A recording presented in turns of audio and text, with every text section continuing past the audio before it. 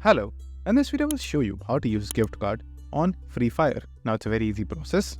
So firstly what you have to do is you have to go to your app store and then add some gift card funds into your app store wallet. So for doing that, click on your profile icon that you will find at the top right hand side corner in your iOS device.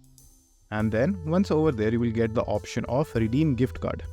So click on that option, and then once you will do that, you might be asked to sign in. So just complete that process. And then